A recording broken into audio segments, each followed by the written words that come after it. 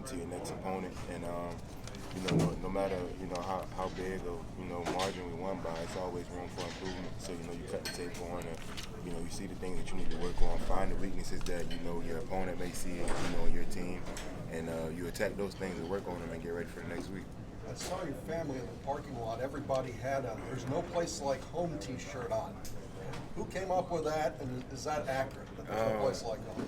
It's definitely accurate, and my mom, she's the leader behind that all. She makes sure that my family is here and all supportive, and that everything is everything. When it comes to that side of things like that. So I definitely commend my mom for that, and it's definitely greatly appreciated. Tough Based to on that improve. first, I'll take it. Thanks. Based on the first game, do you think this defense has a chance to be really good, almost nationally ranked type of good? Given, you can't really take a basis of the first game, but does this, who's on it? I would even say that when we first got together, the chemistry that that we have on defense, and the type of guys that we have, man, we have the chance to be very special. One of the best, and it's all dependent on us. We just got to put our minds to it, and if we do that, we can do anything we want to as a defense.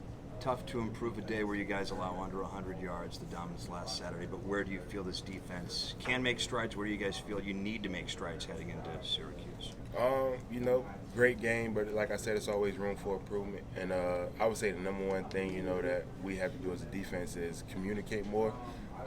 Once we get, our communication down and we're able to, talk, through plays, before plays, after plays, and even on the sideline, we'll be, just that much better, and we'll be able to, take that next step as a defense. You played with, Andre Cisco in high school. He's, ranked as, one of the best defensive backs in the country. What are kind of some of the strengths of his game that, the offense is really going to have to look out for this week? He's a ball hawk. You're just gonna have to. He's a guy that you're gonna have to, definitely key out. And he can trick you. Make you think he's in one spot and be in another spot. So he's definitely gonna be a guy that's definitely, gonna be a key, in watching this week.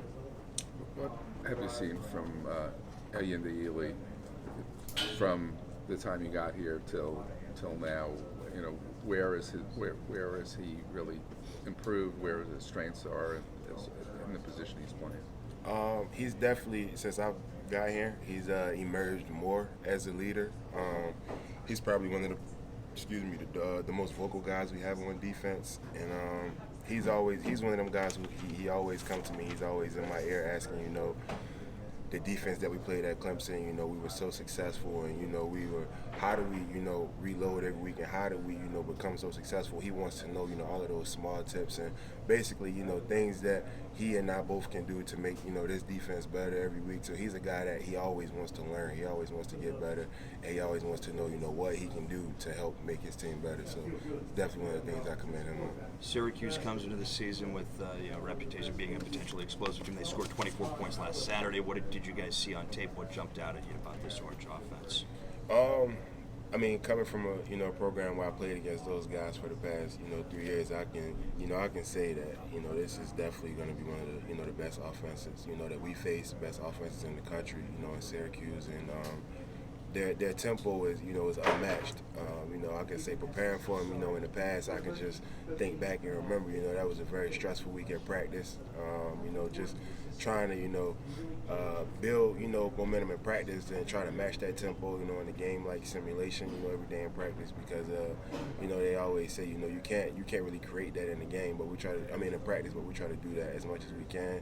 And just watching them so far on film, that they, nothing much has changed. They have, a lot of explosive players on offense, very dynamic, and they can stretch the field. And, we're going to have to definitely play at a high level, coming this Saturday with a lot of communication.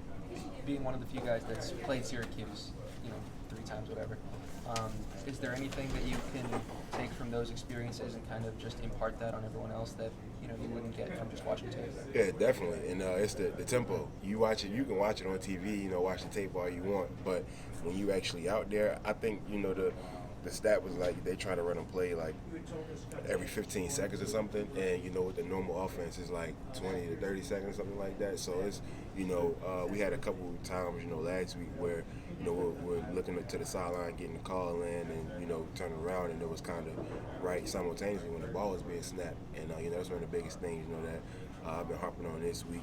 Working on getting the calls in fast, having a check for when they do go tempo, and what are we going to check to when we can't get a call in, and just things like that that I've been stressing to the guys, and just like I said before, how big that communication is going to be, because they're going to give us a lot of different formations and a lot of different things on offense.